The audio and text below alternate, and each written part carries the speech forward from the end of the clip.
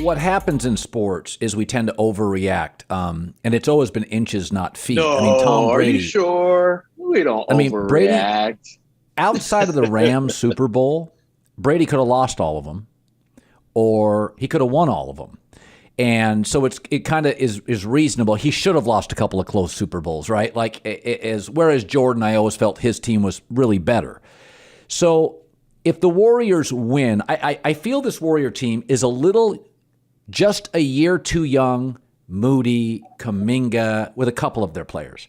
And then they're a little too old, Steph, Clay, Iggy.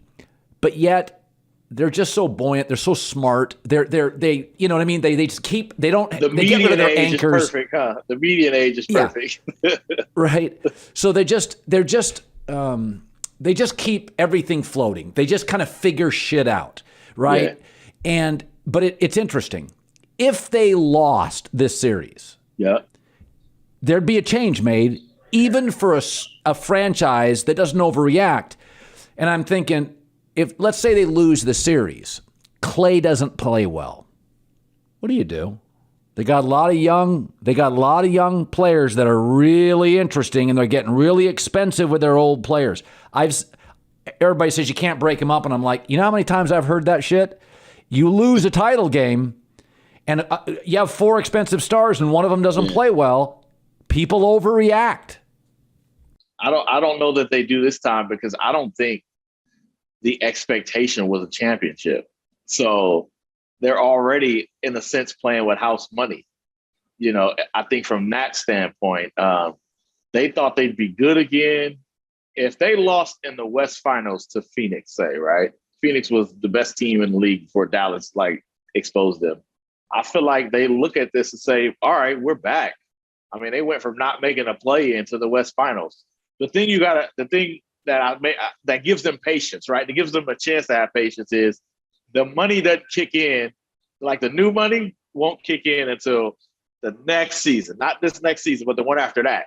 That's when Jordan Poole's money will kick in. And that's the big money you're talking about. And also, if Clay finishes the series not playing well, Draymond finishes the series not playing well, what can you get for him on the market? The best thing you might be able to do is run it back and hope Clay in his second year will be more healthy. It'll be tough to move him. But I do feel like, from all the talk that I've heard, this season reminded them or was confirmation that they can win a championship again. Even if it's not this year, they're back in the mix. So now you're running back next year, right? You got Wiggins in a contract year. You know, even if you re-sign Poole, that wouldn't kick in for 2 years. So, financially, they're still basically in the same situation. The question becomes, how do you add what you need, right? Now, if they lose the finals, it's like, yo, you need to get some rim protection, right? You can use another wing. How do you get that? And that's where you need the rookies to advance. So they kind of are in a situation where I don't know it would benefit them if they overreacted. Who's the player they could go get that's better than what they have? So they might be well positioned.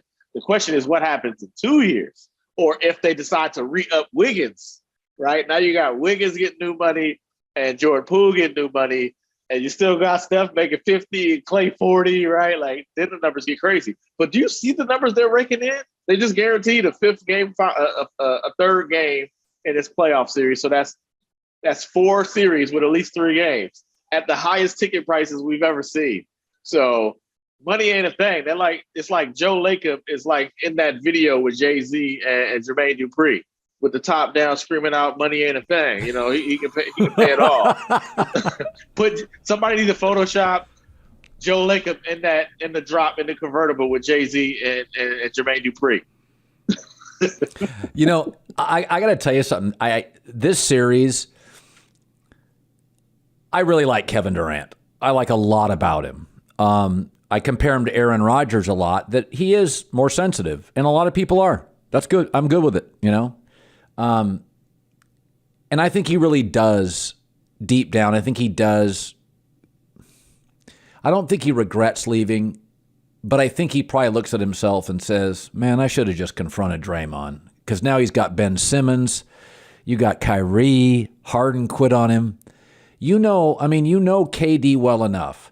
If the Warriors win that night, to you, what is he thinking? I got to give me a championship. I don't think it changes. I think he still got – Brooklyn has to win a championship. That's the bottom line, right? And I don't think that changes either way. Maybe it increases the pressure. I don't know. I do wonder about that because man, if the Warriors win a championship, they're going to talk, right? Your guy, Draymond Green, is going to be on his show on the Volume Sports, and everybody will hear what Draymond has to say. So I do think it will increase the rhetoric, right, which will increase the pressure.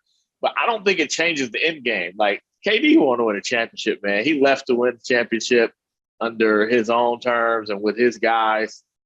I don't think that changes. I definitely think, though, man, you got to wonder about how he gets there at this point, right?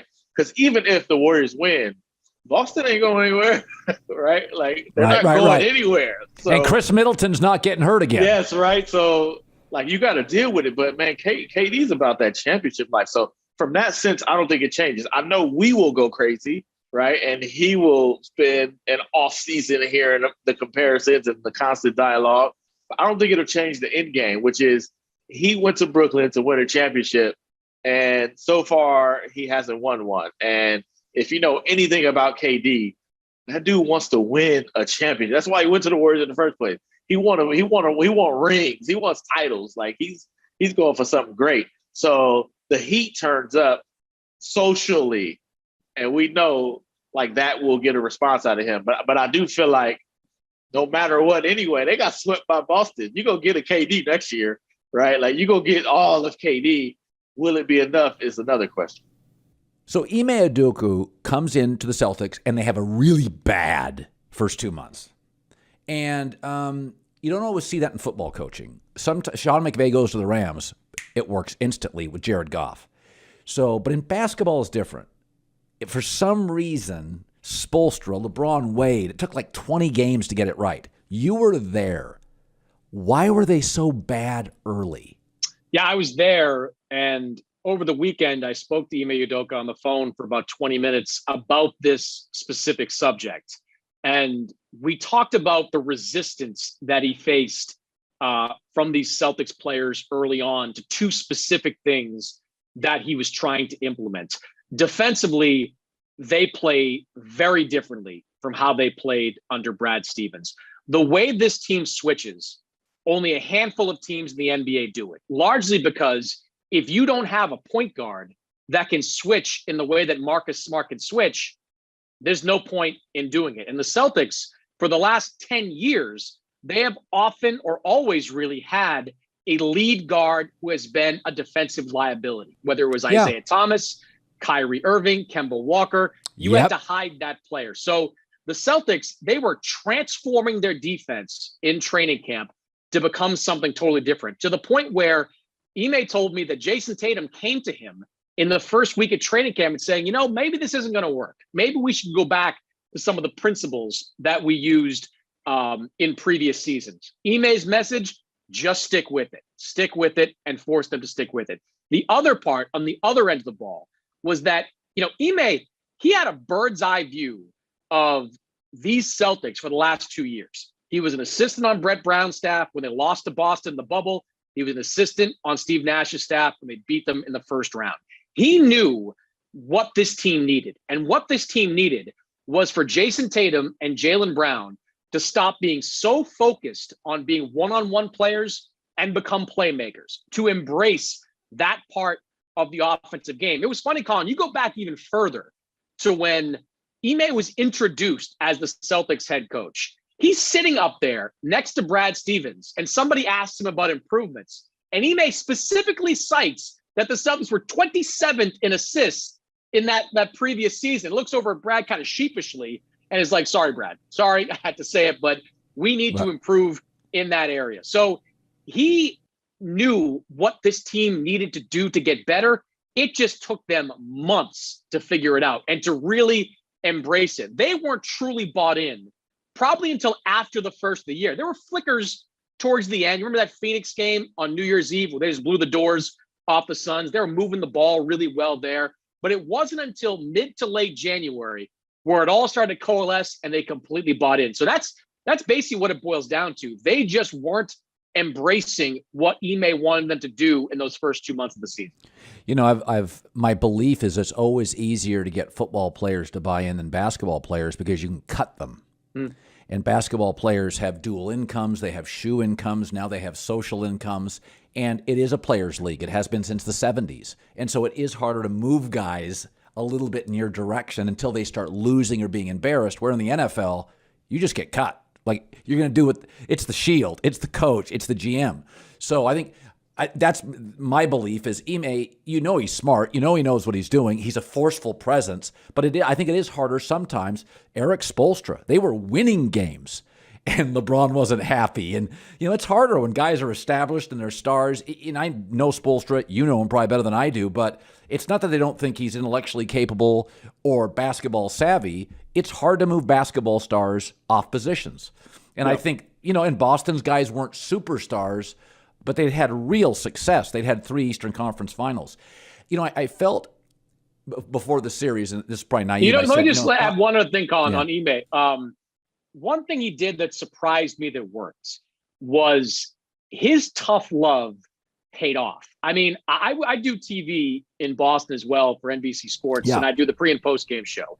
And I can't tell you the number of times I sat on that desk after bad losses, watching an Ime press conference and then responding to it after he had just taken out the blowtorch and napalm these guys. Like, he was hitting them hard. He wasn't, you know, Brad Stevens, his philosophy, as it is with many coaches in the NBA, was to take it all on him. It was the coach's fault.